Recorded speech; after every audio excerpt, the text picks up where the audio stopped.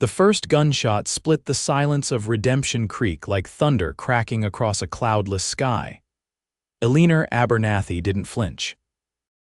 She kept her eyes fixed on the small wooden cross marking her father's grave, listening as the townsfolk gathered in the distance, their voices rising with accusation. They'd come for her again, as they always did when misfortune struck their dusty corner of Wyoming territory in 1876. "The curse walks among us," someone shouted, and Eleanor closed her eyes, letting the familiar pain wash over her. She'd been called many things in her 22 years which, harbinger, death-bringer, but cursed was the name that had stuck. Since the day her mother died giving birth to her, tragedy had followed Eleanor like a faithful shadow. The drought that killed the crops the summer she turned 7. The influenza that swept through town when she was 12, taking 8 souls including the mayor's wife. The mine collapsed 3 years ago that buried 17 men, including her father. Each calamity had been laid at her feet by the superstitious townsfolk, their fear feeding on coincidence until her very presence became a portent of doom. Eleanor stood, brushing the dust from her simple blue dress. Her long auburn hair, caught in a loose braid, whipped against her face in the rising wind. Storm clouds gathered on the horizon, and she could almost hear the townsfolk whispering that she'd called the tempest herself. "Time to go," she murmured to her father's grave. "They're restless today." As she turned to leave, she spotted a lone figure atop a chestnut stallion watching her from the ridge overlooking the cemetery. Even at this distance, she could make out the broad shoulders, the Stetson pulled low, the glint of the afternoon sun on what might have been a sheriff's badge. A stranger, then. Redemption Creek rarely saw visitors, and those who came seldom stayed long. Eleanor quickened her pace toward the small cabin nestled against the foothills, a half-mile removed from town proper, just as the people of Redemption Creek preferred it. The stranger's gaze followed her, and something in his steady watch sent a shiver down her spine that had nothing to do with fear. "Miss, hold up there," the voice carried on the wind, deep and commanding. Eleanor hesitated, then kept walking.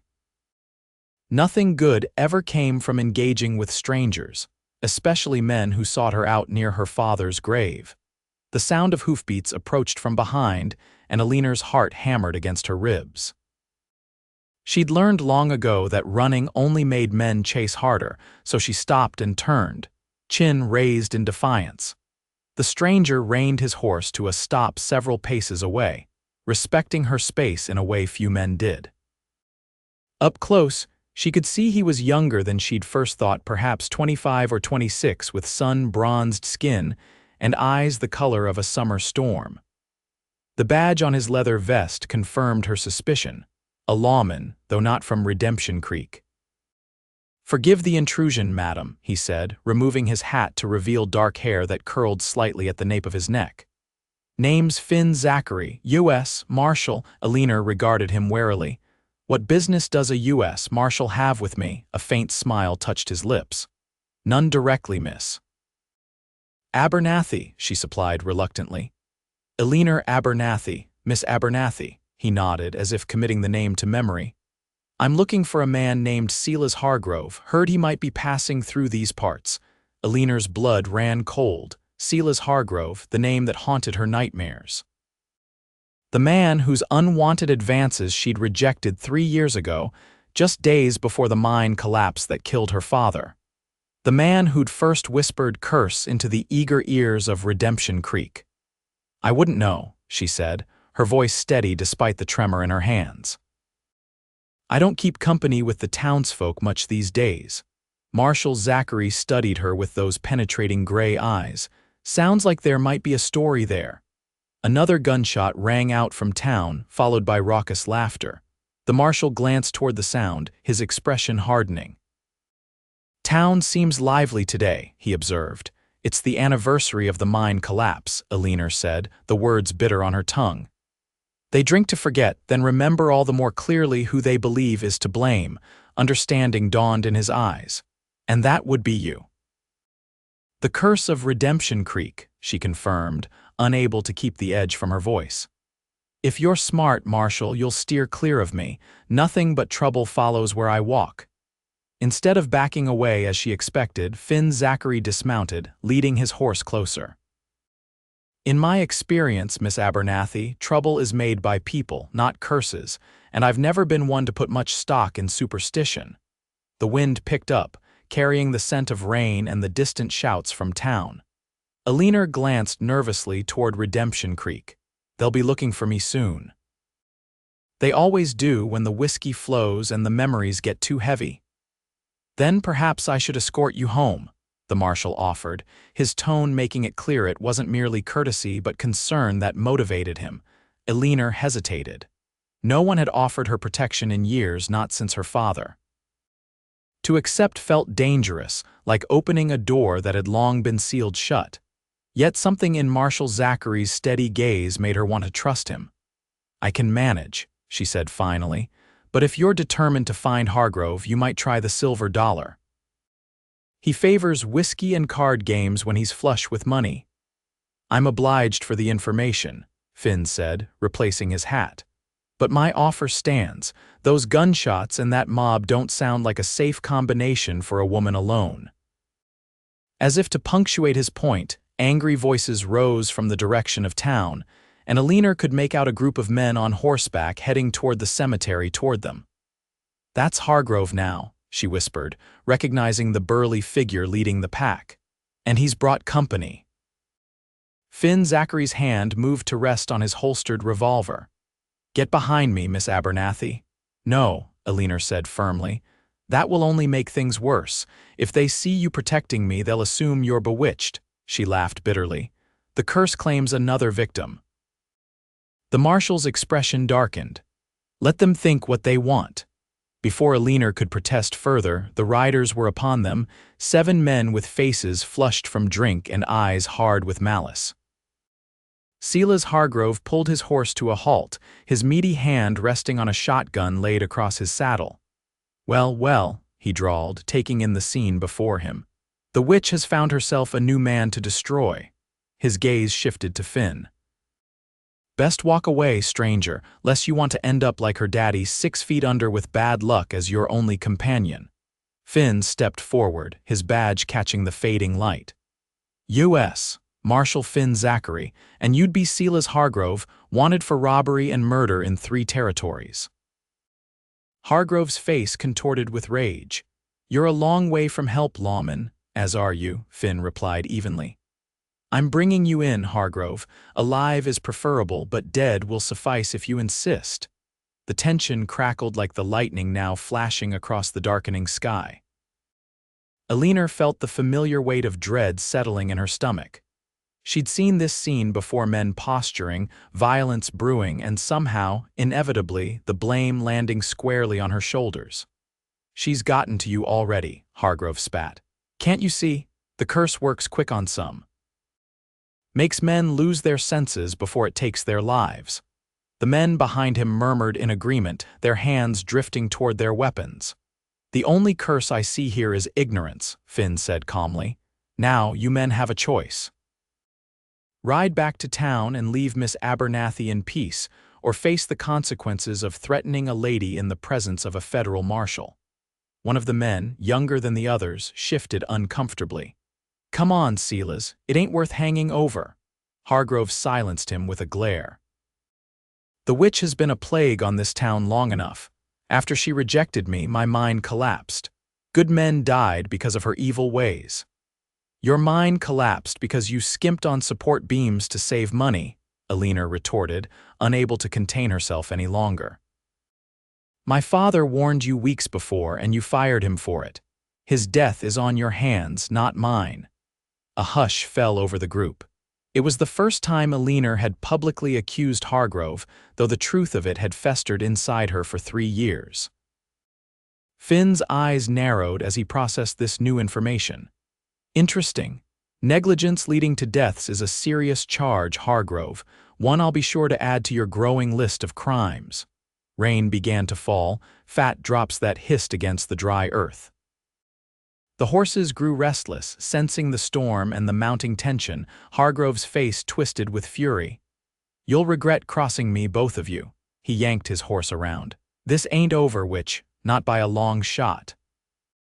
With a kick to his mount's flanks, he galloped back toward town, his companions following reluctantly behind. Only when they were out of sight did Eleanor release the breath she'd been holding. The rain fell harder now, plastering her dress to her skin and loosening tendrils of hair from her braid. You shouldn't have done that, she said, wrapping her arms around herself.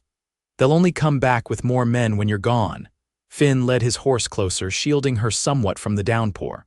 Who says I'm going anywhere? I have a fugitive to apprehend. Eleanor looked up at him, rain mingling with the tears she hadn't realized she'd shed. Why would you help me? You don't know me. I know enough, he said simply. I know a woman standing alone against a town needs someone at her back, and I know innocence when I see it. A crack of thunder shook the ground beneath them, and Finn glanced at the roiling sky. Let me see you home, Miss Abernathy. We can sort out the rest once we're dry. Too exhausted to argue further, Eleanor nodded. When Finn offered his hand to help her mount his horse, she hesitated only briefly before accepting. His palm was warm against hers, calloused from work but gentle in its grip. He swung up behind her, and she stiffened at the unfamiliar proximity of a man's body against her back. Relax, he murmured near her ear. I won't let any harm come to you.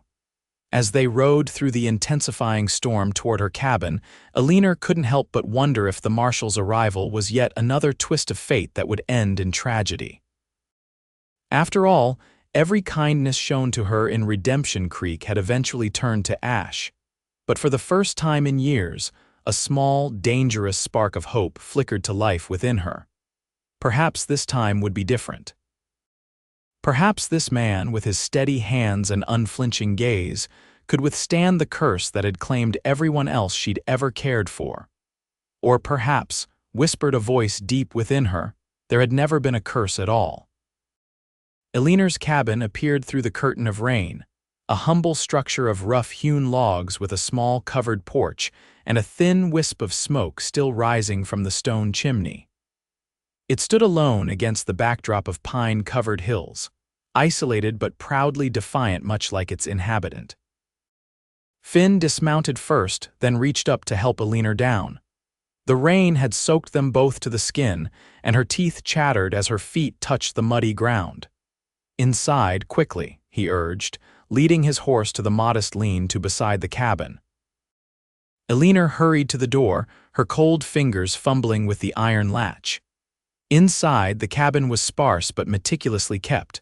A stone fireplace dominated one wall, its embers still glowing faintly. A narrow bed with a patchwork quilt stood in one corner, a small table with 2 chairs in another. Shelves lined with preserves, dried herbs, and a few precious books spoke of a woman who made the most of what little she had. She stirred the fire back to life as Finn entered, shaking water from his hat before hanging it on a peg by the door. It's not much, Eleanor said, suddenly self-conscious of her humble home. It's dry, Finn replied with a small smile. And right now, that's paradise enough. Moving with practiced efficiency, Eleanor retrieved a stack of folded cloths from a trunk. You should dry off, I'll make some tea. Finn accepted the offering with a nod of thanks. Your father built this place? He asked, glancing around at the solid craftsmanship. Yes, Eleanor said, filling a kettle with water from a bucket and hanging it over the fire. He was a carpenter before he took work in the mines. Said he wanted me to always have a roof that wouldn't leak and walls that wouldn't bend in the wind. He succeeded, Finn observed, running a hand along a perfectly joined beam. This is fine work. Eleanor watched him from the corner of her eye as she prepared the tea. Marshal Zachary moved with the easy confidence of a man comfortable in his own skin. Despite his soaked clothing, he maintained a dignity that spoke of inner strength rather than pride. How long have you been tracking Hargrove? She asked, needing to fill the silence that stretched between them, uncomfortably aware of the unusual intimacy of having a man in her home. 8 months, Finn replied, wiping his face with the cloth. He and his gang robbed a bank in Denver, killed 2 people in the process. They split up after that. I've caught 3 of them so far. And the trail led you here to Redemption Creek. Eleanor couldn't keep the bitterness from her voice. Seems fitting that a man like Hargrove would find sanctuary in a town already looking for someone to blame. Finn watched her closely. How long have they been calling you cursed? The kettle began to whistle, and Eleanor busied herself with the tea to avoid his penetrating gaze. Since I drew my first breath, she said finally. My mother died bringing me into the world. Father always said it wasn't my fault, but the whispers started then and never really stopped. She poured the steaming water into 2 chipped cups, adding dried mint leaves to steep. Every misfortune, large or small, somehow found its way back to my doorstep. A child falls ill. The curse must have touched them. Crops fail. The witch brings barren fields. A mine collapses because a greedy man cuts corners. Easier to blame the woman who spurned his advances than accept the truth. Finn accepted the cup she offered, their fingers brushing briefly in the exchange. And your father, he never believed in this curse? Eleanor's throat tightened with emotion. Never. He protected me from the worst of it while he lived, taught me to read and write, to think for myself. Said that fear makes people simple, and simple people need simple answers for complex problems. Your father sounds like a wise man. He was, Eleanor agreed softly, the wisest man I've ever known. Outside, the storm intensified, rain hammering against the roof and wind howling through the pines. Eleanor moved to the window, peering anxiously into the gathering darkness. They won't come tonight, Finn said, seeming to read her thoughts. Not in this weather. You don't know them like I do, Eleanor replied. Hatred is a powerful motivator, Marshal Zachary, and Silas Hargrove has nursed his hatred for years. Call me Finn, he said, joining her at the window. If we're going to face down an angry mob together, we might as well be on a first-name basis. Despite everything, Eleanor felt a smile tug at her lips. You speak as if you've decided to stand with me. I have, Finn said simply. Hargrove is my primary concern, but I won't leave an innocent woman to face persecution alone. Eleanor turned to face him fully, searching his expression for any sign of deception or ulterior motive. She found none, only a steady resolve that both comforted and confused her. Why? She asked. Why risk yourself for a stranger, especially one the whole town has deemed dangerous? Finn took a long sip of his tea before answering. My mother was accused of witchcraft when I was a boy, he said quietly. Not here, but in a small town in Missouri. She had knowledge of herbs and healing that made people uncomfortable. When an influential man's child died despite her care, they turned on her. Eleanor's breath caught. What happened? A circuit judge with more sense than the townsfolk intervened before things got too far. But I saw firsthand how quickly fear can poison minds, how easily people will believe the worst when it absolves them of their own guilt or shortcomings. His gray eyes met hers, filled with a quiet understanding that touched something deep within her. I joined the marshals to uphold the law, yes, but more importantly, to protect those the law sometimes fails. The confession hung between them, intimate and raw. Eleanor didn't know how to respond. For so long, she'd been alone in her struggle, convinced that no one could truly understand her isolation. A particularly violent gust of wind rattled the shutters, breaking the moment. Eleanor moved away from the window, needing distance from the intensity of Finn's gaze. You should rest, she said, gesturing to the single chair by the fire. It's not much comfort, but it's dry. I can make a pallet on the floor for myself. I'll take the floor, Finn insisted. You've had enough hardship without surrendering your bed. Too exhausted to argue, Eleanor nodded gratefully. As she gathered extra blankets from her trunk, a sudden thought struck her. What if it's true? She whispered, not entirely meaning to speak aloud. Finn looked up from where he was arranging his gun belt within easy reach. What if what's true? Eleanor clutched the blankets to her chest. The curse, what if they're right? Everyone who helps me, who cares for me, they suffer. My father was all I had, and now he's gone. What if? She couldn't finish the thought, the fear too great to voice. What if you help me and it destroys you too? Finn crossed the room in 2 strides, gently taking the blankets from her trembling hands. "Eleanor," he said, her name sounding different special somehow in his deep voice. "I don't believe in curses. I believe in people in their capacity for both cruelty and kindness. What's happened to you isn't supernatural, it's tragically human." His certainty was like a balm to her wounded spirit. "I want to believe that," she admitted, "more than anything." "Then start tonight," he said, his voice gentle but firm. "Sleep without fear at least for a few hours. I'll be here, keeping watch." Eleanor nodded, suddenly aware of how close they were standing, of the warmth radiating from his still damp body, of the way his eyes seemed to see past all her carefully constructed defenses. "Thank you," she said softly, stepping back, "for everything." As she settled into her bed and pulled the quilt around her shoulders, Eleanor watched Finn arrange his makeshift bed on the floor near the door, positioning himself between her and any potential threat. The simple gesture of protection, so long absent from her life, brought tears to her eyes that she quickly blinked away. Outside, the storm raged on, but inside the small cabin, a different kind of tempest was brewing, one that threatened to upend everything Eleanor had come to believe about her fate and her future. For the first time in years, she fell asleep without fear clutching at her heart, lulled by the steady sound of Finn Zachary's breathing and the comforting knowledge that, at least for tonight, she was not alone. Dawn broke with tentative fingers of light pushing through the lingering clouds. Eleanor woke to the unfamiliar sound of movement in her cabin, the soft clink of a cup, the quiet crackle of a freshly stoked fire. For a moment, disorientation gripped her, and then the events of the previous day came rushing back. She sat up quickly, brushing hair from her face, to find Finn Zachary standing by the stove, a steaming mug in his hand. He'd clearly been up for some time, his clothes were dry, his hair neatly combed, his face freshly shaven. "Good morning," he said, offering a small smile. "Hope I didn't wake you. Thought you could use the rest."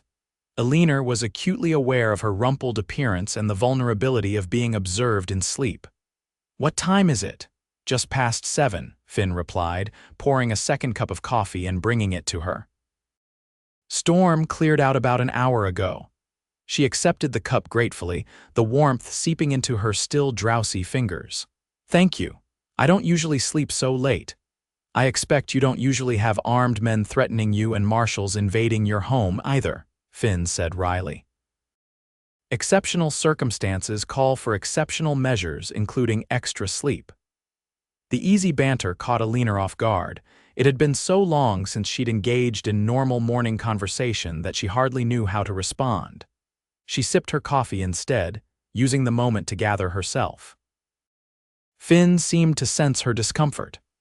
"I checked on my horse and scouted the area while you slept," he said, shifting to more practical matters. "No sign of visitors yet, but the ground's muddy from the rain. We'll hear them coming." The reminder of the danger they faced chased away the last vestiges of sleep. "They'll come," Eleanor said with certainty, rising from her bed and moving behind a screen in the corner to change into fresh clothing. "Hargrove won't let the matter rest, especially now that you've called him out publicly." "I'm counting on it," Finn replied, his voice hardening slightly. "Makes my job easier if he comes to me." Eleanor emerged, now dressed in a simple brown skirt and cream-colored blouse, her hair hastily braided. "Your job is to capture him, not to protect me. I won't have you risking yourself unnecessarily on my account." Finn's gray eyes met hers steadily. "In my experience, doing what's right and doing my job often amount to the same thing."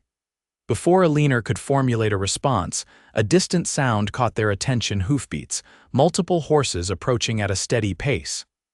"That didn't take long," Finn muttered, moving to the window. "6 riders. Hargrove is leading them." Eleanor's heart began to race, the familiar fear clawing at her throat. "They'll demand you hand me over, say it's for my own good, for the town's safety." "That's not going to happen," Finn said firmly, checking his revolver before holstering it. "Stay inside, Eleanor. Let me handle this." "No," she said, squaring her shoulders. I won't hide in my own home. I've faced them for years. I won't stop now. Finn studied her for a moment, then nodded with what might have been respect. All right. But stay behind me, and if things turn ugly, you get back inside immediately. Understood. Together, they stepped onto the small porch just as Hargrove and his men reined their horses to a stop in the yard. The morning sun glinted off Hargrove's shotgun, still laid casually across his saddle. "Marshal," Hargrove called, his voice carrying a false joviality that sent chills down Eleanor's spine. "I see you've enjoyed our witch's hospitality. She cast her spell on you yet. The only spell I'm under is the one that compels me to arrest men who break the law," Finn replied evenly. "Dismount and surrender your weapons, Hargrove. You're wanted for murder and robbery in Colorado territory." One of Hargrove's companions, a wiry man with a scar bisecting his left eyebrow, spat on the ground. "We ain't here for that, lawman. We're here for the witch." Towns decided she needs to stand trial for her wickedness. "Trial?" Eleanor stepped forward, unable to contain her outrage. "What court would hear such nonsense? What law have I broken?" "God's law," declared another rider. An older man Eleanor recognized as Tobias Green, the self-appointed preacher who'd taken to holding services in the back room of the saloon. "Consorting with darkness, bringing death upon innocent souls." Finn's posture tensed, though his voice remained calm. "Last I checked, Mr. Green, we live in a nation governed by constitutional law, not theological interpretation. Unless Miss Abernathy has committed an actual crime recognized by territorial statute, there will be no trial." Hargrove's face darkened with anger. "You don't understand what she is, Marshal. After my mine collapsed, killing 17 good men, the crops failed. Livestock died mysteriously. Children took ill. All of it started when she rejected my honorable offer of marriage. Honorable." Eleanor couldn't stop the bitter laugh that escaped her. "You were married already when you cornered me behind the mercantile and tried to force yourself on me. When I fought back, you swore I'd regret it, and then, conveniently, the mine collapsed the very next week." A murmur ran through Hargrove's men, and Eleanor noticed several exchanging uncertain glances. "She's lying," Hargrove snarled, but there was a flicker of panic in his eyes. "Don't listen to her poisonous words." Finn took a deliberate step forward. "Interesting that you never mentioned your connection to Miss Abernathy when I questioned you about the mine collapse in Denver 3 months ago, Hargrove. You were quite willing to blame faulty equipment then." Eleanor's eyes widened at this revelation. "You knew who he was all along," she said quietly to Finn. "You knew about the mine." "I knew he was involved," Finn confirmed, not taking his eyes off Hargrove. "What I didn't know was the personal vendetta behind it, or that he'd created a scapegoat to cover his negligence." Hargrove's face contorted with rage. "The witch bewitched you overnight, Marshal. Can't you see? She'll be your downfall, just like all the others." "The only downfall I see coming is yours, Hargrove," Finn replied steadily. "Put down your weapons and surrender. I won't ask again." For a tense moment, no one moved. Eleanor could feel the weight of decision hanging in the air, the balance between violence and surrender teetering on a knife's edge. Then, with a speed that belied his bulk, Hargrove raised his shotgun. "Take the witch," he bellowed. Everything happened at once. Finn shoved Eleanor back toward the door as he drew his revolver. 2 shots rang out in quick succession, and Hargrove howled in pain as the shotgun fell from his hands, blood streaming from his shoulder. "Next one goes between your eyes, Hargrove," Finn warned, his voice deadly calm. "Order your men to stand down." But Hargrove's companions were already backing their nervous horses away, clearly unprepared for actual gunfire. The man with the scarred eyebrow wheeled his mount around. "This ain't worth dying over, Silas. Cowards." Hargrove roared, clutching his bleeding shoulder. "She's turned you all against me." "No one's turned against you," Finn said, keeping his revolver trained on Hargrove. "They're just not willing to hang for your personal vendetta. Now dismount slowly." With his men retreating and a gun aimed at his heart, Hargrove had little choice. He slid awkwardly from his saddle, his face contorted with pain and fury. "On your knees," Finn ordered, approaching cautiously. "Hands behind your head." As Hargrove reluctantly complied, Eleanor stepped forward from the porch, her eyes fixed on the man who had caused her so much suffering. "You're the only curse Redemption Creek has ever known, Silas Hargrove," she said, her voice steady despite the trembling in her limbs. "You sacrificed those miners for profit, then used me to hide your guilt. How many of them had families? How many children left fatherless because you couldn't spend a few extra dollars on proper supports?" Hargrove glared at her with naked hatred. "You'll never be free of what you are, witch. This town will never accept you."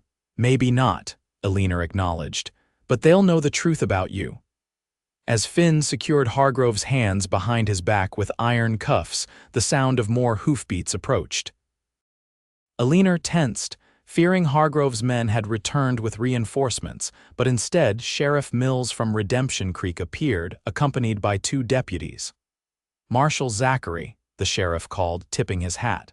"Got word you were in these parts tracking a fugitive. Seems you found him." Finn nodded curtly. Silas Hargrove, wanted for the Denver bank robbery and the murders of Samuel Weber and Thomas Collins, also suspected of criminal negligence in the Redemption Creek mine collapse. Sheriff Mills's eyes widened, shifting between Hargrove and Eleanor. The mine collapse. "But everyone said." "Everyone was wrong," Finn stated firmly. "And I believe Miss Abernathy is owed an apology from the town that was all too eager to condemn her without evidence." The sheriff had the grace to look ashamed. "There'll be time to sort all that out. For now, we'll take Hargrove to our jail until arrangements can be made to transport him to Denver." As the lawman secured Hargrove on a horse, the outlaw twisted to fix Eleanor with one last venomous glare. "This isn't over, witch. Not by a long shot." "Actually, it is," Finn countered, tightening the ropes that bound Hargrove to his saddle. "You'll hang for your crimes, Hargrove. The only question is which territory gets the privilege." Eleanor watched as the small procession departed, Hargrove's shoulders slumped in defeat. The morning sun had fully risen now, bathing the clearing in golden light that seemed to promise a new beginning. "Are you all right?" Finn asked, returning to her side. Eleanor took a deep breath, surprised to find that she was. For the first time in years, the weight that had pressed upon her chest seemed lighter. "I think so," she said cautiously, "though I doubt the town will change its mind about me overnight." "Perhaps not," Finn agreed, "but the truth has a way of emerging given time." Eleanor studied his face, this man who had stepped into her life like a character from one of her precious books, heroic, steadfast, and impossibly kind. "What happens now?" she asked softly. "You've caught your fugitive. I assume you'll be moving on to your next assignment." Something flickered in Finn's eyes, reluctance, perhaps, or uncertainty. "I need to see Hargrove delivered to Denver for trial," he confirmed. "But after that," he hesitated, seeming to choose his words carefully. "After that, I have some discretion in where I'm assigned next." Hope, that dangerous and delicate emotion, unfurled in Eleanor's heart. "And where might that be?" Finn took a step closer, close enough that she could see the flecks of blue in his gray eyes. "I've heard Wyoming territory is in need of additional law enforcement, particularly in areas where the local authorities might benefit from federal oversight." "Is that so?" Eleanor whispered, hardly daring to believe what he seemed to be suggesting. "It is," Finn said, his voice dropping to match hers. "Though I'd need a compelling reason to request such an assignment." Eleanor found herself moving closer, drawn by a force she couldn't name. "And what would constitute a compelling reason, Marshal Zachary?" Finn's hand reached up, hesitating just shy of touching her face as if asking permission. When she didn't pull away, his fingers gently brushed a strand of hair from her cheek. "A promise," he said simply. "A promise that I might return to find a certain cabin and its remarkable inhabitants still here." Eleanor's breath caught in her throat.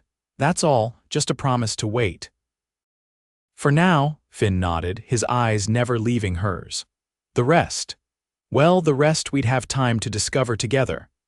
In that moment, with the morning sun warming her face and Finn Zachary's gentle touch on her skin, Eleanor felt something she had thought lost forever: possibility. The chance for a future not defined by fear or isolation, but by choice and perhaps, in time, by love. "I promise," she said softly, her voice steadier than she had expected. "I'll be here when you return, Finn Zachary." The smile that lit his face was like sunrise breaking over the mountains, brilliant, transformative, full of promise. "Then I will definitely be back, Eleanor Abernathy." As they stood together in the clearing, the shadows of the past seemed to recede, if only for a moment. Eleanor knew that challenges lay ahead. The town's suspicion wouldn't disappear overnight, and Hargrove's influence might linger even after his departure. But for the first time in years, she felt equipped to face those challenges, not alone, but with the knowledge that someone believed in her. Perhaps that was the true magic, not curses or spells, but the power of one person's faith to break through the walls of another's despair. And as Finn's hand found hers, their fingers intertwining with tentative hope, Eleanor allowed herself to believe that maybe, just maybe, she had found not a curse, but a blessing. 2 months passed with agonizing slowness for Eleanor. Spring had fully blossomed in Redemption Creek, painting the hillsides with wildflowers and coating the town in a fine dust of golden pollen. The change of seasons brought physical transformation to the landscape, but the social climate shifted more gradually. Word of Hargrove's arrest and the true cause of the mine collapse had spread through town like wildfire. Some residents, ashamed of their participation in Eleanor's persecution, avoided her entirely when she ventured into town for supplies. Others, particularly those who had lost loved ones in the collapse, sought her out to offer awkward apologies or stilted thanks for revealing Hargrove's negligence. Sheriff Mills had made a public statement clearing Eleanor's name, but years of superstition couldn't be erased by a single declaration. Eleanor still caught whispers as she passed, still noticed mothers pulling their children closer when she approached. But there were small changes too. Mr. Peterson at the general store no longer made her wait until all other customers had been served. Mrs. Holloway, the seamstress, actually smiled and offered her a length of ribbon on the house the last time Eleanor purchased thread. These tiny gestures, insignificant to most, were monumental to a woman who had known nothing but scorn for so long. But the greatest change was within Eleanor herself. Finn's belief in her had kindled something she'd thought extinguished self-worth. She walked taller now, met people's eyes instead of avoiding their gaze. And each night before sleep claimed her, she allowed herself to remember the way Finn had looked at her, as if she were not broken but whole, not cursed but blessed. He had written twice. The first letter arrived 3 weeks after his departure, a brief note informing her that Hargrove had been safely delivered to Denver authorities and would stand trial for his crimes. The second came a month later, longer and more personal, describing his assignment to investigate cattle rustling near Cheyenne and expressing his hope to return to Redemption Creek, when duty permits. Eleanor had read both letters until the paper grew soft at the creases, tracing his bold handwriting with her fingertips as if she could somehow feel his presence through the ink. She kept them in the drawer beside her bed, tangible proof that Finn Zachary existed, that he remembered her, that he intended to return. On a warm Tuesday in late May, Eleanor was kneeling in her small garden behind the cabin, coaxing tender shoots of carrots and beans from the dark soil, when the sound of an approaching horse made her look up. Her heart leapt before she could temper her expectations, only to sink when she recognized Sheriff Mills riding toward her cabin. She stood, brushing dirt from her skirt as the sheriff dismounted. "Sheriff," she greeted him cautiously. Though their interactions had been cordial since Hargrove's arrest, old habits of wariness died hard. "Miss Abernathy," he replied, removing his hat. "Fine day for gardening." "Is there something I can help you with?" Eleanor asked, preferring directness to small talk. Mills shifted uncomfortably. "Got something for you," he said, reaching into his saddlebag and withdrawing an envelope. "Telegram came for you, thought I'd deliver it personally." Eleanor's pulse quickened as she accepted the envelope. Only one person would send her a telegram. "Thank you," she said, fighting the urge to tear it open immediately. The sheriff nodded, replacing his hat. "There's something else," he added, his weathered face serious.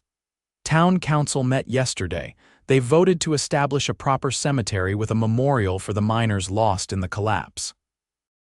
Your father's grave will be relocated there with a proper headstone at town expense." Eleanor stared at him, unable to form words around the sudden lump in her throat. "It's not much," Mills continued awkwardly, "considering what you've endured, but it's a start toward making amends."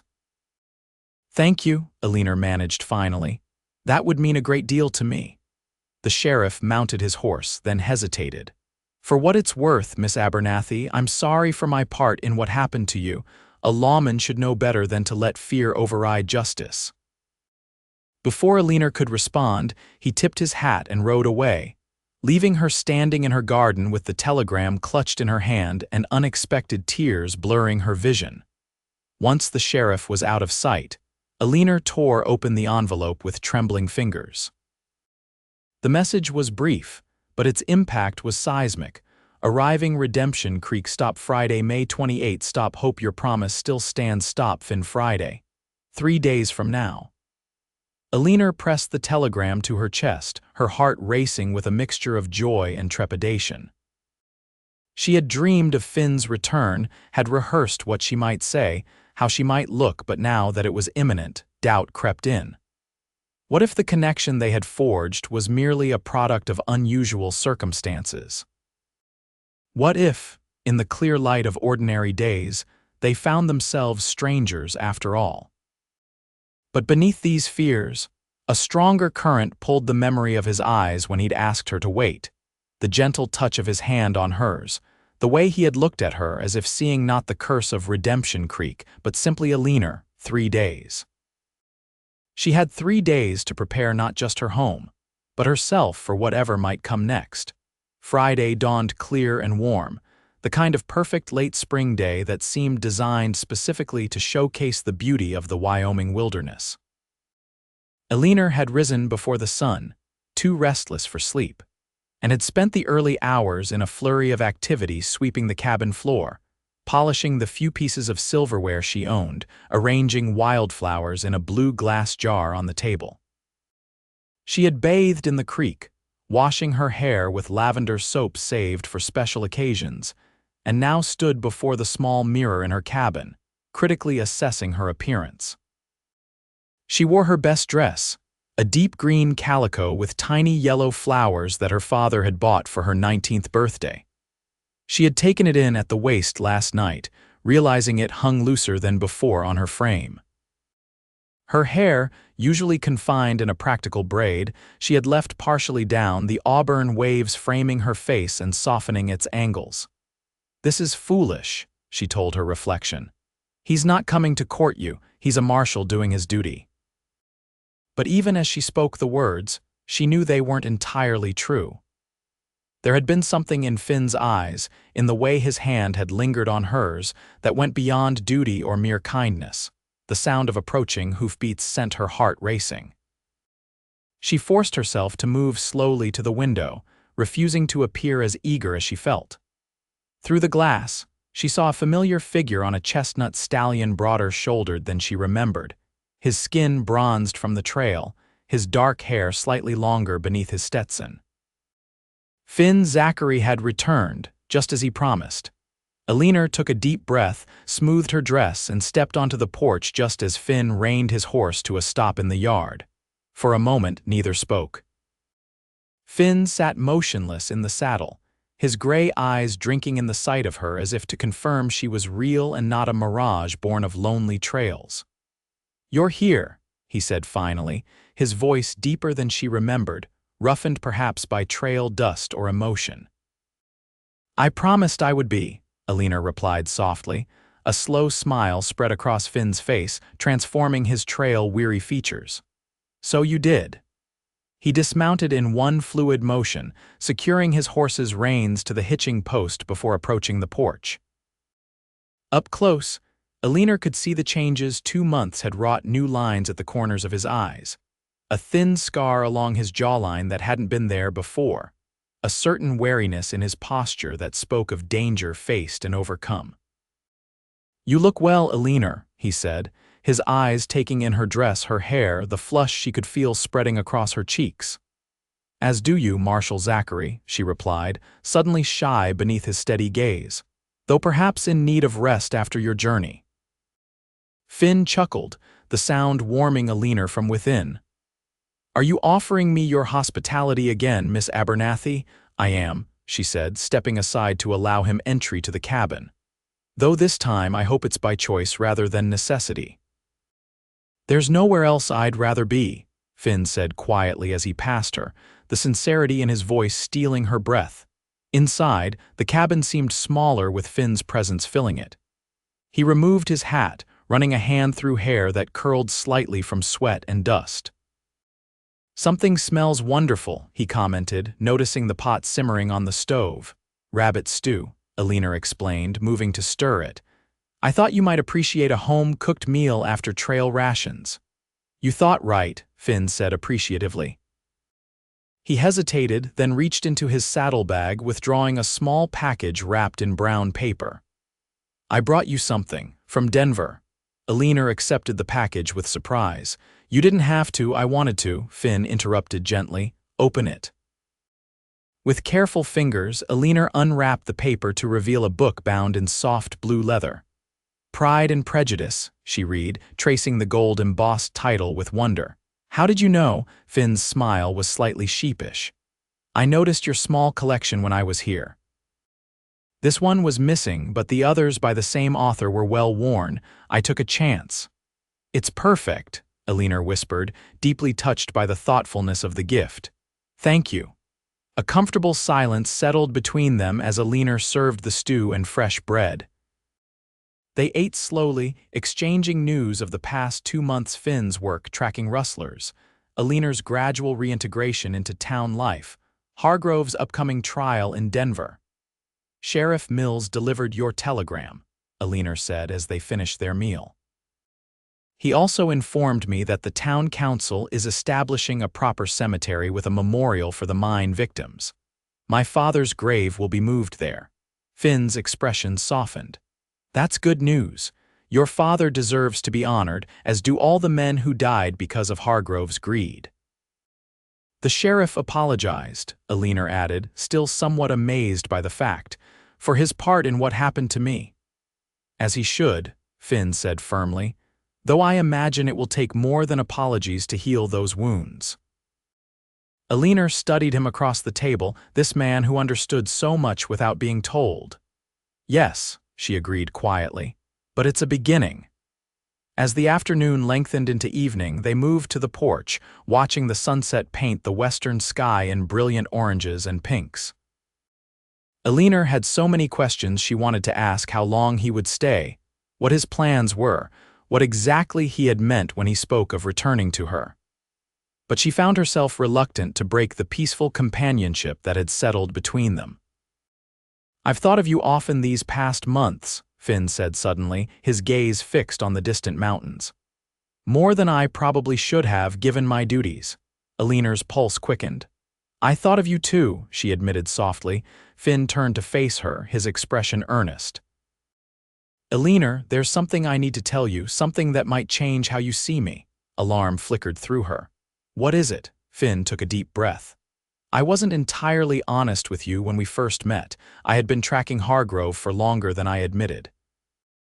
I knew about the mine collapse, about the rumors surrounding you before I ever arrived in Redemption Creek." Eleanor stiffened. "You knew people called me cursed?" "I'd heard whispers," Finn confirmed. "Reports from other lawmen, travelers' tales. I didn't put much stock in them. Superstition rarely interests me, but I knew Hargrove had been in Redemption Creek when the mine collapsed, and I knew there was a woman the town blamed for its misfortunes." "So you sought me out deliberately," Eleanor said, struggling to process this revelation. At the cemetery that day, it wasn't chance. No, Finn admitted. I'd been watching the town for 2 days, learning its rhythms, locating Hargrove's associates. I saw you visit your father's grave and recognized an opportunity to approach you without arousing suspicion. Eleanor stood abruptly, needing distance. You used me to get to Hargrove. Finn rose as well, his expression pained. Initially, yes, my duty was to apprehend a dangerous criminal, but Eleanor, he stepped closer, his voice dropping, what I didn't anticipate was you. Your strength, your dignity in the face of such cruelty. By the time we confronted Hargrove together, my motives had changed entirely. Eleanor wanted to believe him, but doubt had been her constant companion for too long to be easily dismissed. How can I trust that? How do I know this isn't another strategy, another manipulation? You can't know, Finn acknowledged, his honesty disarming her. Not with certainty. All I can offer is the truth as I've lived it. I came to Redemption Creek for Hargrove, but I came back for you. The simple declaration hung in the evening air between them. Eleanor searched his face, looking for any sign of deception, finding only open vulnerability that matched her own. Why tell me this now? She asked finally.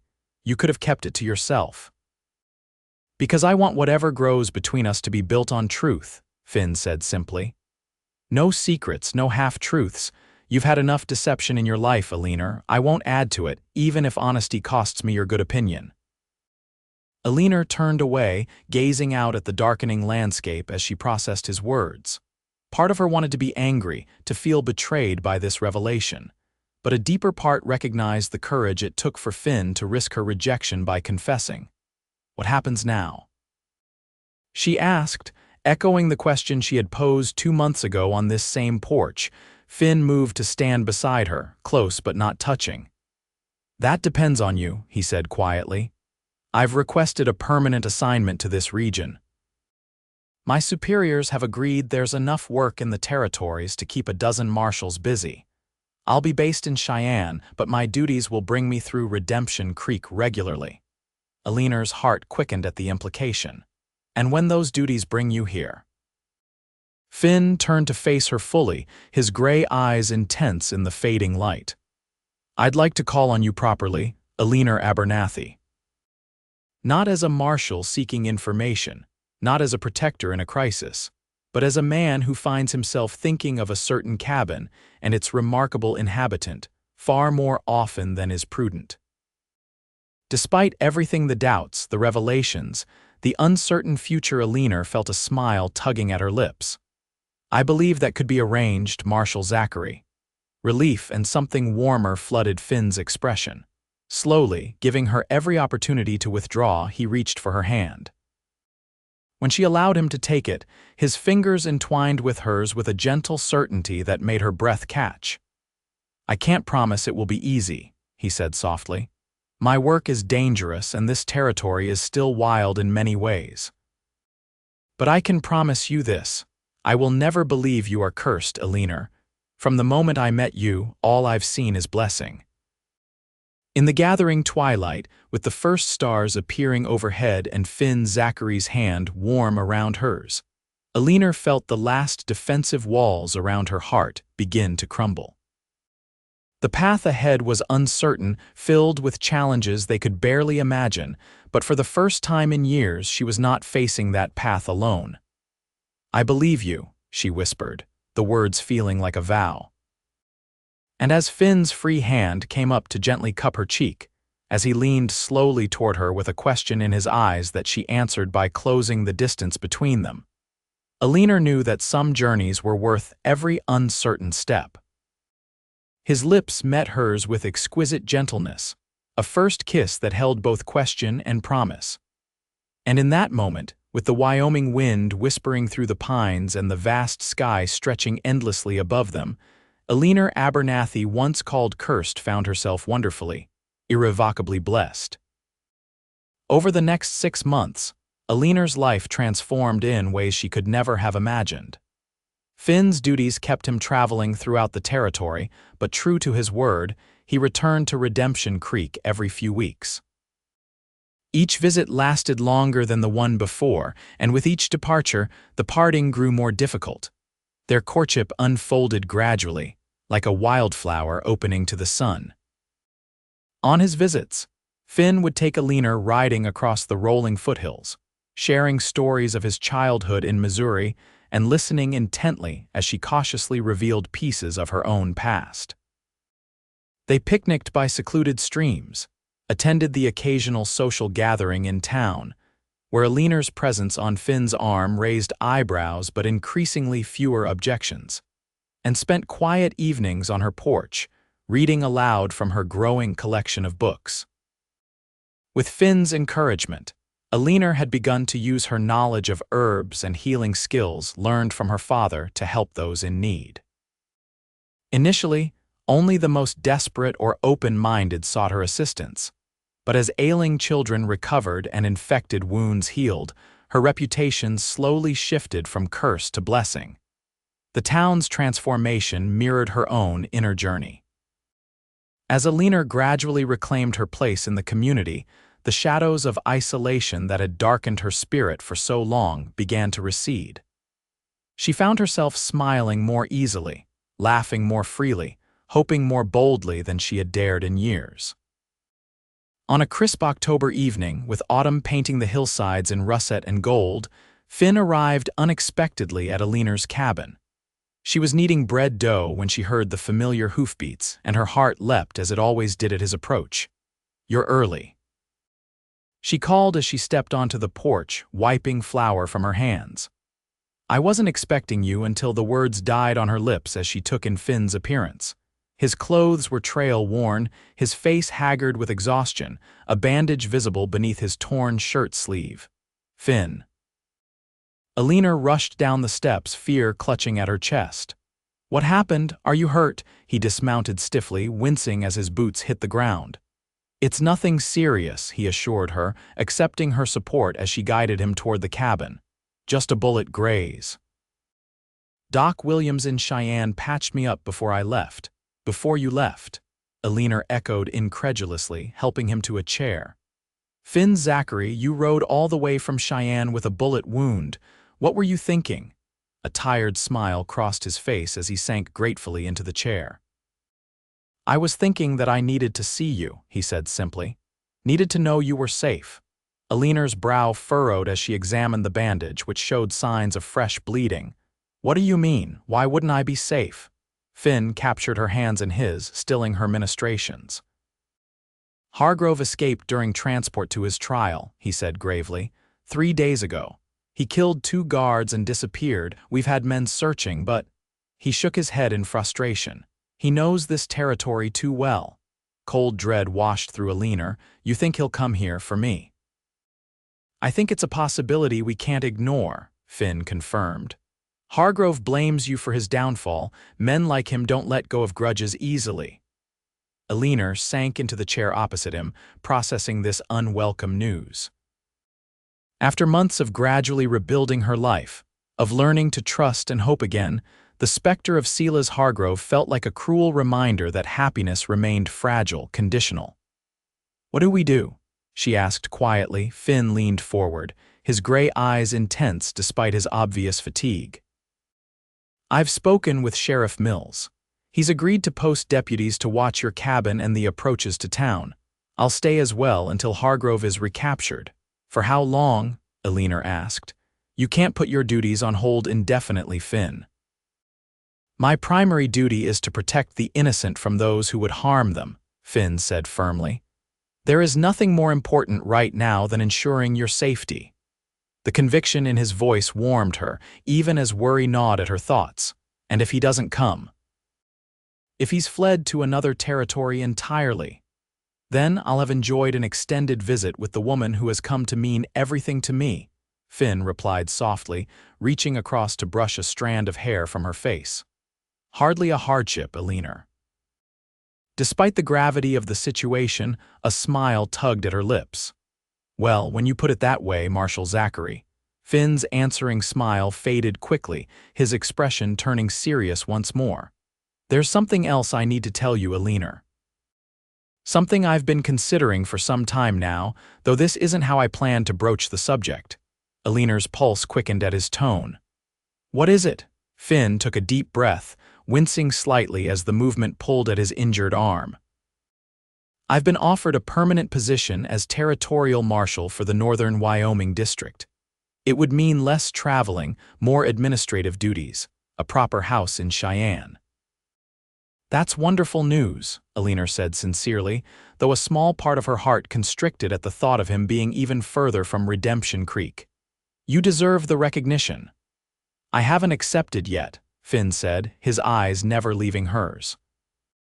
Because there's a condition to my acceptance that I needed to discuss with you first. A condition, Eleanor echoed, confused. What sort of condition? Finn's hands tightened around hers. The condition is my own, not theirs, he clarified. I won't accept unless. He paused, seeming to gather his courage. Unless you agree to come with me as my wife. The world seemed to still around Eleanor as his words registered. Your wife, she whispered, hardly daring to believe she had heard correctly. My wife, Finn confirmed, his voice gaining strength. I love you, Eleanor Abernathy. I think I have since that first day at the cemetery when you stood so proudly alone against a town's worth of superstition and fear. I love your courage, your kindness, your resilience. I love the way you see beauty in a world that hasn't always been kind to you. He slid from his chair to kneel before her, ignoring the pain the movement clearly caused him. I know this is sudden, and perhaps poorly timed with Hargrove's escape hanging over us. But facing mortality has a way of clarifying what truly matters. And what matters to me, Eleanor, is a future with you. Eleanor's vision blurred with tears as she looked down at this man, this good, brave, honorable man kneeling before her with his heart laid bare. For so long she had believed herself destined for solitude, marked by a curse that drove away any possibility of love or belonging. Yet here was Finn Zachary, offering her not just love but a life together, a home, a future unbounded by the narrow confines of a town's superstition. You once told me you didn't believe in curses, she said softly, reaching out to touch his face, that you saw only blessing when you looked at me. I meant every word, Finn replied, turning his face to press a kiss against her palm, and I mean every word now. Marry me, Eleanor. Let me spend the rest of my days proving that love is stronger than any curse could ever be. In that moment, with Finn's earnest gaze fixed on hers and his proposal hanging in the air between them, Eleanor made a choice not just to accept his offer, but to finally, fully reject the identity that had been forced upon her for so long. She was not cursed. She was not a harbinger of doom. She was simply Eleanor, a woman capable of giving and receiving love, of building a life filled with purpose and joy. Yes, she whispered, her voice steady despite the tears tracing paths down her cheeks. Yes, Finn Zachary, I will marry you. The smile that illuminated his face was like sunrise breaking over the mountains, transformative in its brilliance. With a groan that was half pain, half laughter, he rose to pull her into his arms, his lips finding hers in a kiss that sealed their promise with a sweetness Eleanor had never dared to imagine could be hers. When they finally broke apart, breathless and beaming, Finn reached into his pocket and withdrew a small velvet pouch. I have something for you, he said, a touch shyly. It was my mother's. From the pouch, he produced a simple gold band set with a single pearl. It's not fancy, he apologized, but it carries with it generations of love. My father gave it to my mother when they had nothing but each other and their dreams. It's perfect, Eleanor said truthfully as Finn slipped it onto her finger. The pearl gleamed softly in the lamplight, a testament to endurance and beauty born from adversity, not unlike their love, she thought. That night, as Finn slept in her father's old chair by the fire, his injury and Eleanor's propriety necessitating separate accommodations despite their engagement, Eleanor stood by the window, gazing out at the star-filled sky. The threat of Hargrove still loomed, a shadow at the edges of their newfound happiness. But for the first time, Eleanor faced that shadow not with resignation or fear, but with determination. She had spent too many years allowing others to define her existence, to circumscribe her possibilities with their fear and ignorance. No more.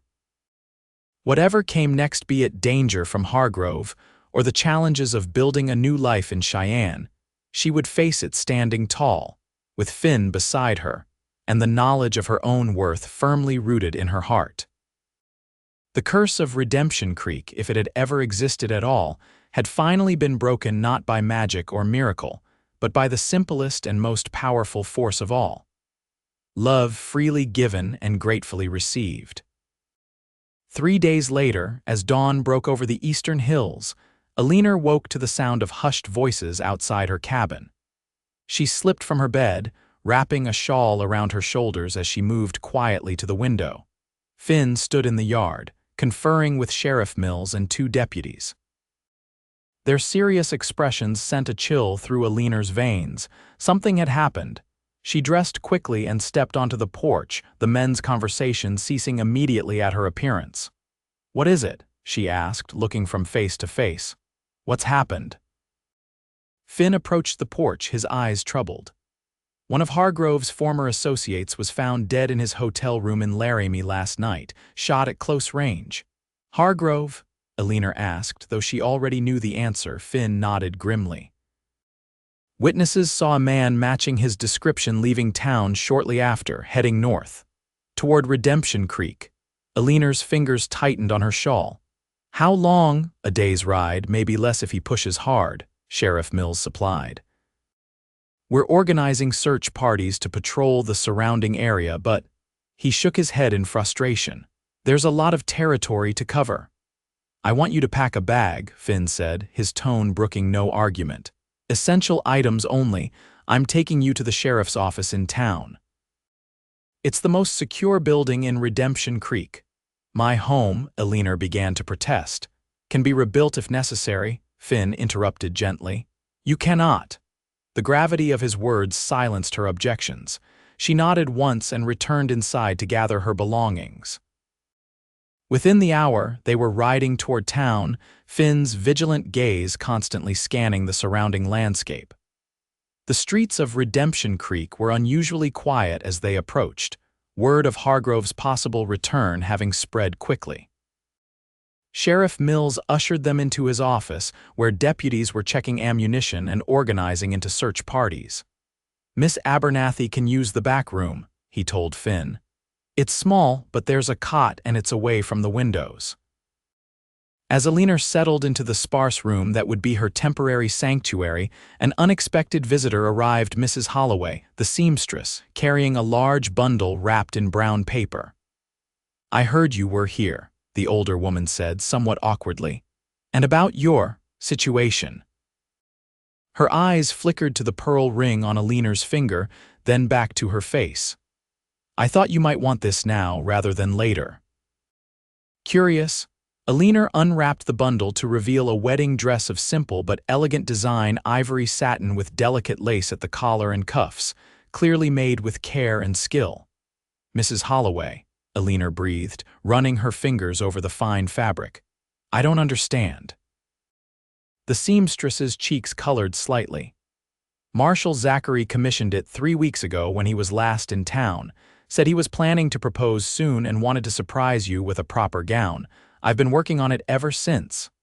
Eleanor's throat tightened with emotion.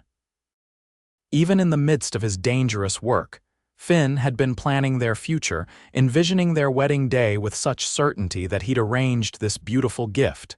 "It's lovely," she managed, blinking back tears. "Thank you." Mrs. Holloway nodded briskly, but her expression softened.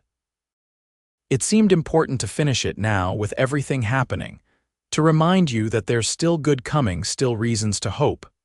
She hesitated, then added quietly, "I lost my husband in the mine collapse. For a long time I blamed you because it was easier than facing the truth about Hargrove. I was wrong and I'm sorry." Before Eleanor could respond to this unexpected apology, the seamstress turned and hurried out. leaving Eleanor holding the wedding dress that symbolized both promise and peril, the future she and Finn had planned, now threatened by Hargrove's vengeful return. The day stretched into evening with no sign of Hargrove. Search parties returned to report, then headed out again with fresh horses. Finn came and went, dividing his time between coordinating the search efforts and checking on Eleanor, his concern evident in the tightness around his eyes and the tension in his shoulders. As night fell, he returned to the sheriff's office for a brief rest, accepting the plate of food Eleanor had saved for him from the meal Mrs. Peterson had sent over from the hotel restaurant. "You should sleep," Eleanor urged as Finn picked at his food. "You won't be any use to anyone if you collapse from exhaustion." A ghost of a smile touched his lips.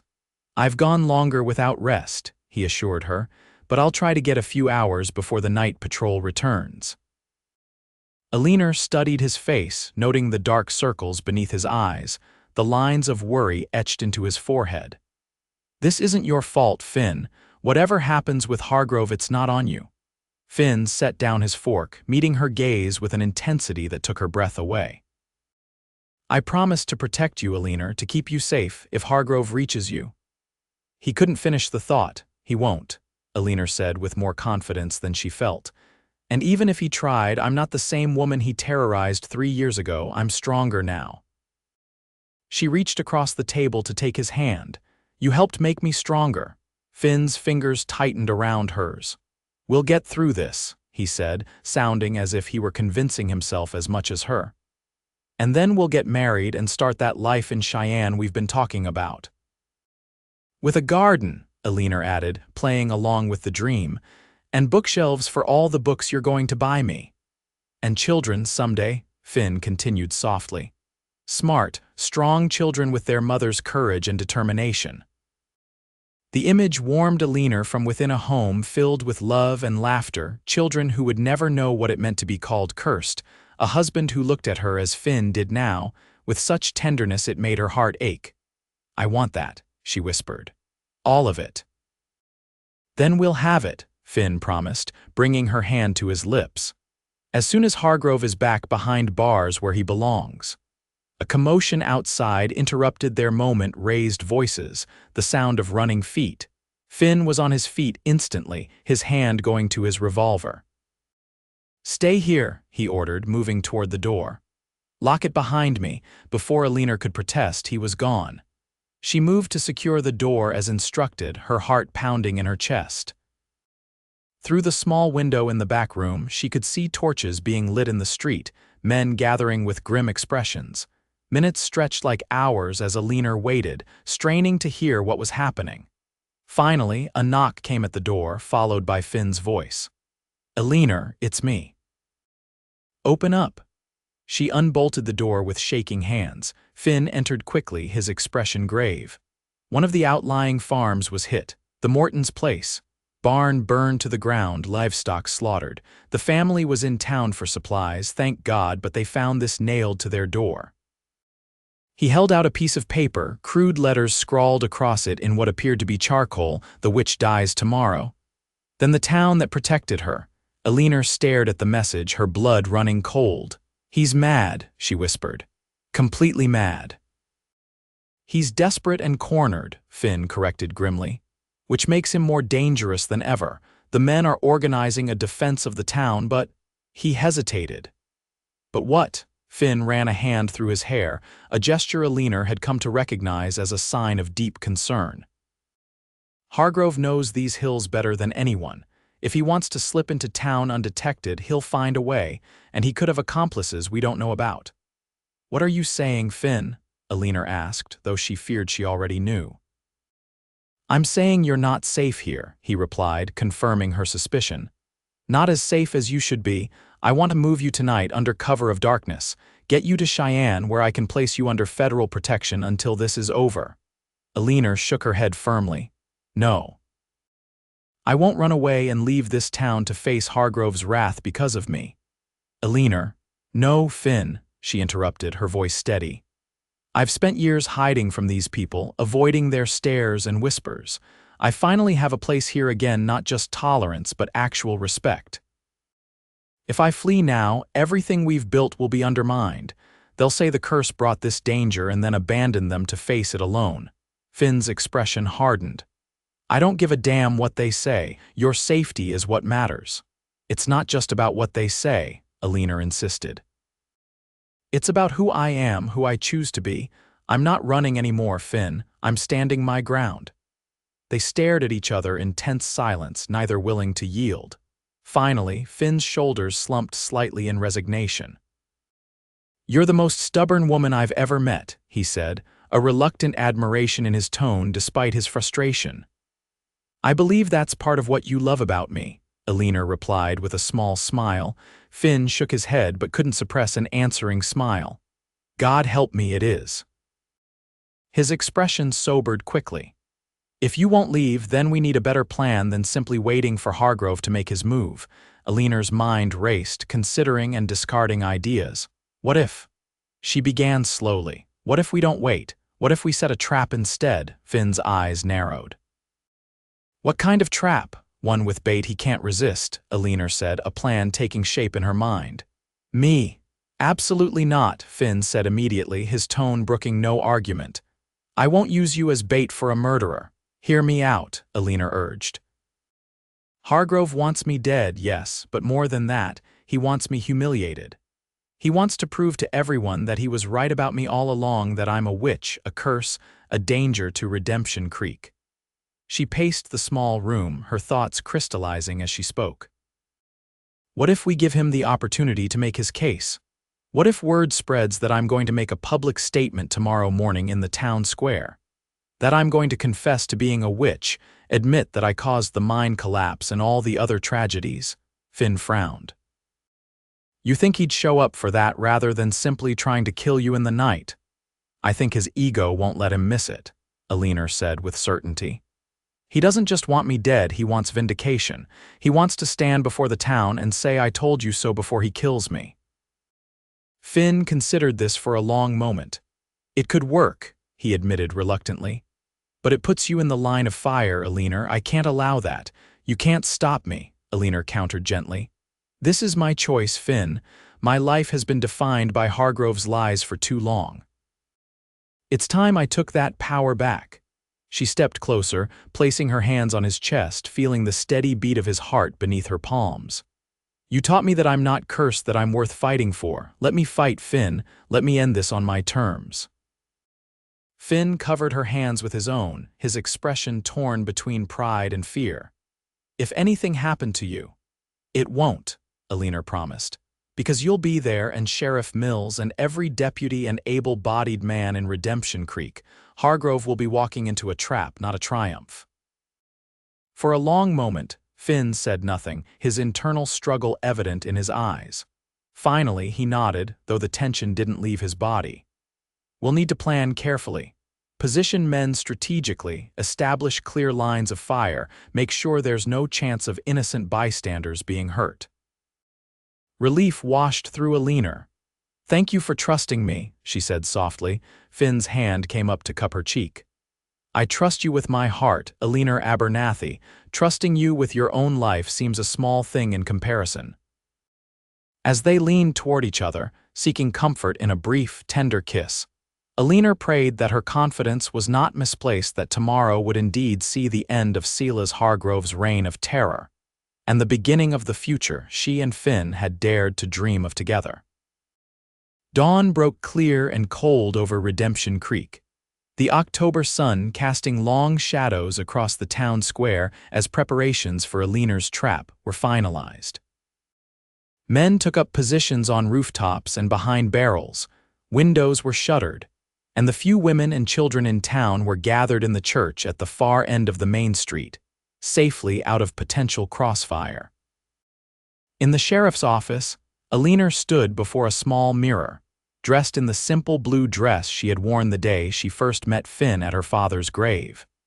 It seemed fitting somehow, this circular return to where their story had begun. Her hair was braided and coiled at the nape of her neck, her father's silver cross hanging at her throat's small armor against what was to come. It's time, Finn said from the doorway, his expression solemn. He was dressed in his marshal's best, badge polished to a shine on his chest, twin revolvers holstered at his sides. Eleanor nodded, taking a deep breath to steady herself. "I'm ready." Finn crossed the room to stand before her, taking her hands in his. "Remember the plan. You speak only long enough to draw him out. At the first sign of Hargrove, you get down and stay down. Let me handle the rest." "I remember," Eleanor assured him. "I have no desire to be a hero, Finn. I just want this over so we can begin our life together." Finn's expression softened. "That's all I want too." He leaned forward to press a gentle kiss to her forehead. "I love you, Eleanor Abernathy, today, tomorrow, always. And I love you," she whispered, drawing strength from the certainty of those 3 words. "Now let's finish this." Together they walked to the town square, where a small wooden platform had been erected ostensibly for Eleanor's confession, actually to make her visible enough to draw Hargrove out while keeping her within range of multiple armed defenders. Sheriff Mills waited beside it, his weathered face grim with determination. "No sign of him yet," the sheriff reported in a low voice. "But my men are in position and we've got lookouts on every approach to town." Finn nodded. "Good. Remember, Hargrove is mine. Your men secure the perimeter and watch for accomplices." The sheriff's eyes flickered to Eleanor. "You sure about this, Miss Abernathy? It's not too late to find another way." Eleanor straightened her shoulders. "I'm sure, Sheriff, some things are worth risking everything for." With a final reassuring glance at Finn, Eleanor climbed the steps to the platform. The town square fell silent as she took her place, facing the scattered townsfolk who had volunteered to act as the audience for her supposed confession, mostly shopkeepers and the sturdier wives, positioned where they could quickly take cover if shooting started. Eleanor cleared her throat, her voice carrying clearly in the morning stillness. "People of Redemption Creek," she began, following the script they had prepared, "I stand before you today to address the accusations that have followed me for years. The whispers of curses, of witchcraft, of bringing misfortune to this town." From his position at the side of the platform, Finn scanned the surrounding buildings, the alleyways, the rooftops, anywhere Hargrove might be lying in wait. Sheriff Mills did the same from the opposite side, his hand resting on his holstered revolver. "For too long, I have denied these charges," Eleanor continued, her voice growing stronger.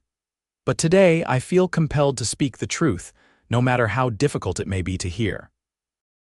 A movement on the roof of the mercantile caught Finn's attention, a deputy shifting position, signaling with a subtle hand gesture that he had spotted something suspicious near the livery stable at the end of the street. Eleanor could sense the tension rippling through the square, though she couldn't see what had triggered it. She pressed on, her heart hammering against her ribs. The mine collapse 3 years ago changed everything for this town. Good men died, families were destroyed, and in our grief, we looked for someone to blame. And we found the right someone. The shout came from behind the gathering, causing heads to turn sharply. Silas Hargrove stood in the middle of the street, 30 paces from the platform, a shotgun cradled in his arms. He looked wild, unkempt, his beard grown long, his clothes filthy, his eyes burning with a fanatic's gleam. "Don't stop now, witch," he called, taking a step closer. "Tell them how you cursed my mine after I spurned your advances. Tell them how you've brought nothing but death and suffering to Redemption Creek since the day you were born." Eleanor fought the urge to step back, to seek the protection of Finn's presence. Instead, she held her ground, her voice steady as she responded. "The only curse on Redemption Creek was greed, Silas Hargrove. Your greed. You cut corners on safety to save money, ignored warnings about the support beams, fired my father when he tried to alert the other miners." Hargrove's face contorted with rage. "Lies, all lies from a witch's tongue." He raised the shotgun, pointing it directly at Eleanor. "I should have done this years ago." "Drop the weapon, Hargrove." Finn's voice rang out as he stepped into view, his revolver aimed squarely at the outlaw's chest. "It's over. You're surrounded." Indeed, deputies and armed townsmen emerged from doorways and alleys, all with weapons trained on Hargrove. Sheriff Mills moved to the edge of the platform, his own gun drawn. "You're outnumbered, Silas. Surrender now and you'll get a fair trial." A wild laugh escaped Hargrove. "Fair? There's nothing fair in this world, Sheriff, not when women like her can bewitch good men, turn them against their own kind." His gaze locked onto Eleanor, hatred burning in his eyes. "She's got you all fooled, all of you." Eleanor met his gaze without flinching. "No, Silas. The only one fooled was me when I believed for years that I was somehow responsible for this town's misfortunes. When I accepted the blame that rightfully belonged to men like you, men too cowardly to face the consequences of their own actions." "Coward," Hargrove spat. "I'll show you who's a coward." Everything happened in a blur of motion. Hargrove swung the shotgun toward Eleanor, his finger tightening on the trigger. Finn lunged forward, shouting a warning. Eleanor dropped to the platform floor as gunshots rang out, not just one, but several in rapid succession. When she dared to look up, Silas Hargrove lay motionless in the street, his shotgun unfired beside him. Finn was already moving toward the fallen outlaw, his revolver still drawn, while Sheriff Mills and his deputies converged from all directions. "Stay down, Eleanor," Finn called, his voice taut with tension. He might not have been alone. Heart pounding, Eleanor remained crouched on the platform as Finn reached Hargrove's body. The marshal knelt briefly, checking for signs of life, then looked up to meet her gaze across the distance. "It's over," he said simply. "He's dead." A collective exhalation seemed to pass through the town square. Relief, shock, the release of tension held too long. Eleanor rose slowly to her feet, her legs unsteady beneath her. Sheriff Mills appeared at her side, offering his arm for support. "You all right, Miss Abernathy?" he asked gruffly, concern evident in his weathered face. "Yes," Eleanor replied, though in truth she felt oddly disconnected, as if watching the scene unfold from a great distance. "Yes, I'm fine." As Finn supervised the removal of Hargrove's body, townsfolk began to emerge from their shelters, gathering in small groups to discuss what they had witnessed. Eleanor heard fragments of conversation as she descended from the platform, leaning heavily on the sheriff's arm. "Never seen such courage. Stood right up to him, she did. Knew all along he was responsible for the mine." The words washed over her like water, cleansing away years of whispers and accusations. No longer the curse, but the brave woman who faced down a murderer. Not the witch, but the victim who finally received justice. Eleanor found herself surrounded by townspeople, not with suspicion or fear in their eyes, but with respect, even admiration. Mrs. Peterson pressed a flask of brandy into her hands, insisting she take a sip to steady her nerves. Mr. Holloway, the blacksmith, awkwardly offered his thanks for showing us all what real courage looks like. Through the crowd, Eleanor sought Finn's gaze, finding him watching her from where he stood directing the deputies. The pride in his eyes, the love shining there, anchored her amid the swirl of attention and emotion. Gradually, the crowd dispersed as Sheriff Mills ordered the town back to normal operations. Finn made his way to Eleanor's side, his hand finding hers as if it belonged there. "You were magnificent," he said softly, for her ears alone. "Hargrove never stood a chance against your truth." Eleanor leaned into his strength, suddenly exhausted. "Is it really over, after all these years?" "It's over," Finn confirmed, his arms slipping around her waist to support her. "Hargrove can't hurt anyone ever again. And the town, well, I'd say they've had a dramatic change of heart about the so-called curse of Redemption Creek." As if to confirm his words, Sheriff Mills approached, hat in hand. "Miss Abernathy, Marshal Zachary," he began formally. "On behalf of the town council and the people of Redemption Creek, I'd like to extend our deepest apologies for the treatment you've endured, Miss Abernathy. We were wrong, and we aim to make it right however we can." Eleanor was momentarily speechless, the unexpected apology catching her off guard. "Thank you, Sheriff," she managed finally. "That means more than you know. The sheriff nodded, replacing his hat. "There's talk of renaming the new cemetery Abernathy Memorial in honor of your father and the other miners. Would that meet with your approval?" Tears stung Eleanor's eyes at this gesture of respect for her father's memory. "Yes," she whispered. "Yes, I believe he would be honored." As the sheriff departed, Eleanor turned to Finn, overwhelmed by the day's events and their implications. "What happens now?" she asked, the familiar question taking on new meaning in the aftermath of Hargrove's death. Finn's hand came up to gently wipe away a tear that had escaped down her cheek. "Now," he said softly, "we start living the life we've dreamed of. I send my acceptance of the position in Cheyenne. We get married whenever and however you wish, and we build that home with the garden and the bookshelves and, God willing, those children we talked about." The simplicity of it, the beautiful, ordinary future laid out before them, brought fresh tears to Eleanor's eyes. "Just like that?" she asked, a lifetime of cautious hope making her hesitant to embrace the happiness within reach. "Just like that," Finn confirmed, his gray eyes warm with certainty. "No more curses, Eleanor, only blessings from this day forward." As he sealed this promise with a tender kiss, there in the middle of Redemption Creek's town square, Eleanor felt the last shadows of her past receding before the bright promise of their future together. The woman once called cursed had found not only love, but vindication, respect, and a place to belong, not in spite of who she was, but because of it. And in the arms of the man who had seen her true worth from the beginning, Eleanor Abernathy found the greatest blessing of all, the freedom to simply be herself, loved and cherished until the end of their days. 2 years later, the Zachary home on the outskirts of Cheyenne stood as a testament to promises kept and dreams fulfilled.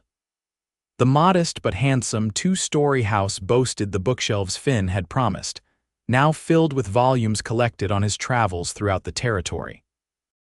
The garden Eleanor had envisioned flourished behind the house, providing vegetables for their table and herbs for the healing remedies she had become known for among their neighbors. On a warm summer evening, Eleanor sat on the front porch, watching the sunset paint the distant mountains in shades of gold and purple. A small bundle nestled in her arms their daughter, Catherine Rose, born just 3 weeks earlier with her father's storm-gray eyes and a dusting of her mother's auburn hair. The sound of hoofbeats drew Eleanor's attention to the road, where Finn approached on his chestnut stallion, returning from his duties as territorial marshal. His face brightened at the sight of his wife and daughter waiting on the porch, and he dismounted with eager haste, securing his horse before bounding up the steps. "My 2 favorite ladies," he greeted them, pressing a kiss to Eleanor's forehead before peering down at their sleeping daughter. "How is she today?" "Perfect," Eleanor replied with a smile. "She slept through Mrs. Holloway's visit this afternoon." The seamstress had relocated to Cheyenne shortly after Eleanor and Finn, claiming that Redemption Creek held too many ghosts after her husband's death in the mine collapse. She had become something of a grandmother figure to Eleanor and now doted shamelessly on little Catherine. "And you?" Finn asked, his gaze assessing Eleanor with loving concern. "Not overdoing it, I hope," Eleanor laughed softly. "I'm fine, Finn. Dr. Bennett said I'm healing remarkably well. Besides, your mother's help has been invaluable." And Zachary had arrived from Missouri 2 weeks before Catherine's birth and had proven herself an enthusiastic grandmother and a practical support during Eleanor's recovery. Her presence was yet another blessing in a life now rich with them. Finn settled into the chair beside Eleanor, reaching over to touch his daughter's tiny hand with a tenderness that never failed to move his wife. "I received a letter from Sheriff Mills today," he said after a moment. "The Abernathy Memorial Cemetery is complete. They're planning a dedication ceremony next month and have asked if we might attend." Eleanor considered this thoughtfully. She had not returned to Redemption Creek since their wedding, which had been held in the town's small church as a symbol of reconciliation and new beginnings. The memory of that day of standing before the same people who had once shunned her now gathered to witness her happiness, remained one of her most treasured. "I'd like that," she decided. "It would be good for Catherine to see where her grandfather is buried, even if she won't remember it." Finn smiled, reaching over to take her free hand in his. "I was hoping you'd say that. It's time for Redemption Creek to meet the newest Zachary, living proof that blessings can follow even the darkest times." Eleanor gazed down at their sleeping daughter, marveling as she often did at the journey that had brought her to this moment. From a lonely cabin on the outskirts of a town that feared her, to a home filled with love and the family she had never dared to dream might be hers. "Do you ever think about it?" she asked quietly. "How different our lives might have been if you hadn't been assigned to track Hargrove, if we'd never met that day at the cemetery." Finn's thumb traced gentle circles on the back of her hand. "Sometimes," he admitted.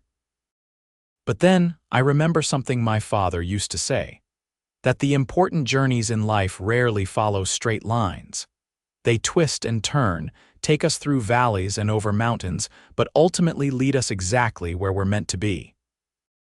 He leaned over to press a kiss to her lips, then to the downy head of their sleeping daughter. "And I was always meant to find you, Eleanor Zachary, the woman they called cursed, who turned out to be my greatest blessing." As the last light of day faded from the sky and the first stars appeared overhead, Eleanor rested her head against her husband's shoulder, her heart full to overflowing with gratitude for the life they had built together. The past, with its pain and prejudice, would always be a part of her story, but it no longer defined her. What defined her now was the love she gave and received freely, the trust she had found in Finn's steadfast heart, and the future they were creating together one day, one moment, one blessing at a time.